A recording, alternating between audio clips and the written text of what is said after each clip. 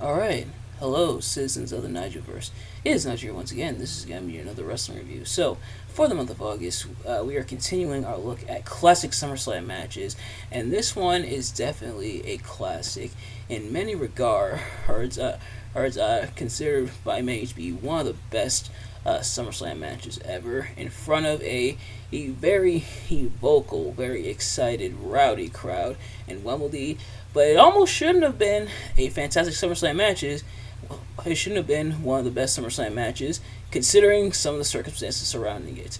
I'm talking about Bret Hart versus British Bulldog at SummerSlam 1992.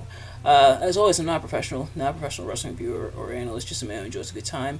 And like I said, fantastic match. Had a great time watching this match, but one of the circumstances surrounding it is that British Bulldog had gotten so out of it due to drugs and stuff that he pretty much forgot the entire match. So Bret Hart described what happened in another like really famous wrestling story that is talked about by a lot of people, I should say. A recognizable story when it comes to Bret Hart, or one of the most recognizable stories, is that Bret Hart and British Bulldog, as they were, if I'm not mistaken, this is as the match was beginning, pretty much in the early part of the match, British Bulldog telling Bret Hart that he pretty much forgot the entire match, so Bret Hart pretty much had to guide his brother-in-law through this entire match, and this was in the main event for the Intercontinental Championship. Now, considering the WWE Championship was also on this card, it's almost a bit too surprising that the Intercontinental Championship would be in the main event of the card, but it also makes sense because British Bulldog is in essentially the hometown, on that being the UK. He having the home field advantage, so it does make sense. So Bret Hart essentially had to guide the British Bulldog through it. And of course, I'm going to be talking about what I like and dislike about the match. What I liked about the match is pretty much everything. Like, if Bret Hart hadn't told that he had to guide British Bulldog throughout the entire thing, if you hadn't known that Bret Hart had to guide British Bulldog through the entire thing, you would not have noticed because the match progressed very smoothly, and I think both men's styles really complement each other. British Bulldog a lot of power, some agility as well from the Bulldog. Bret Hart, of course, able to quicken the pace, but a technical master. Bret Hart's such a joy to watch in the ring, and I think both men meshed really well. It led to a lot of exciting moments and a lot of like near falls moments where you thought it would be over until British Bulldog hits I guess kind of like a roll up almost after Bret Hart went for the sunset flip. Bulldog went like that, and I don't know what exactly that type of roll up is called. But Bulldog did that in order to get the win, and the crowd pretty much erupts when he wins. The crowd is already very, like I said, very rowdy, very vocal. The UK crowd was definitely a very rambunctious, very loud crowd. And you can see that even with like Money in the Bank, which happened earlier on this year. If you haven't, go check out that review where everything was getting popped for, especially when people they were really rooting for like LA Knight and the Usos came out, but. The crowd very much vocal here, and so in a way that also justifies this being the main event because the fans get to go home happy with British Bulldog getting the win and winning the Intercontinental Championship. The crowd pretty much exploding, loving every moment of it. Happy that Bulldog won, and both men able to put on a great match.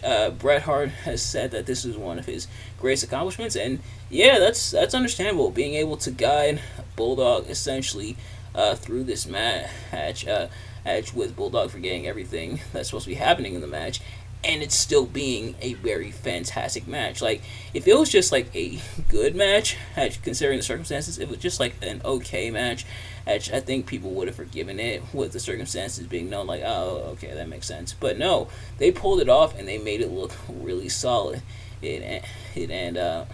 and both men worked really well with each other. And usually when it's like people who have some sort of relationship, whether it be like friendship or in this case, a familial slash marital bond. Of course, British Bulldog being Bret Hart's brother-in-law. In fact, they kept cutting to Diane Hart, British Bulldog's wife, continuously in the crowd, and they tried to hype this up as kind of like Hart Foundation Civil War in a way.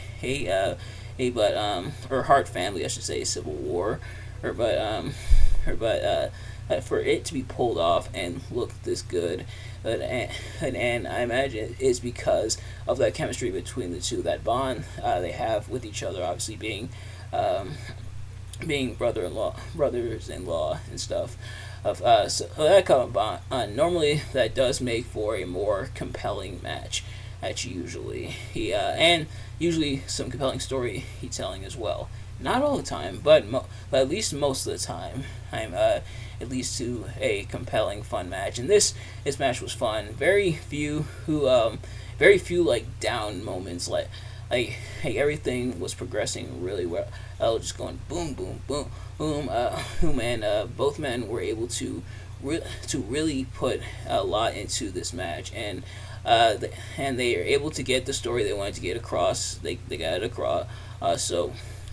Props to that, and then props to Bret for the performance there, and the Bulldog. I imagine, and probably some stuff maybe started to click like as things progressed, but as maybe some stuff started to become familiar as the match progressed on. But it's still a really, really good job.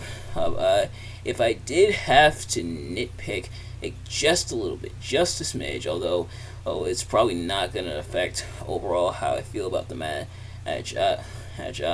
Them trying a little bit too hard to enforce the whole Hart family Civil War dynamic, and that includes cutting away to Diane in the crowd. But otherwise, that is a small thing in the grand scheme of things. This match was awesome. Go check it out if you haven't already, and if you have, go check it out again. And like I said, considering the circumstances and stuff surrounding the match, for it to be as good and fantastic as it was, as extra props in the world. Bret Hart truly is the best there is, the best there was, and the best there ever will be.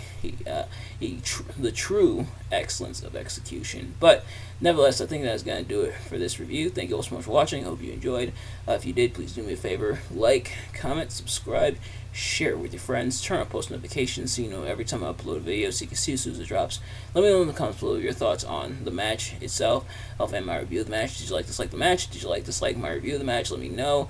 And of course, even though SummerSlam this year has already come and gone, and they're still feeling some of the fallout of that on Raw and SmackDown this week, we are still going to be doing our SummerSlam reviews, looking back at classic SummerSlam matches, and the one I have for later on this week is definitely another classic, and the ones I have later on down the line are also classics, and if not classics, then at least very, very good. But nevertheless, thank you all so much for watching, and I will see you guys later. Peace.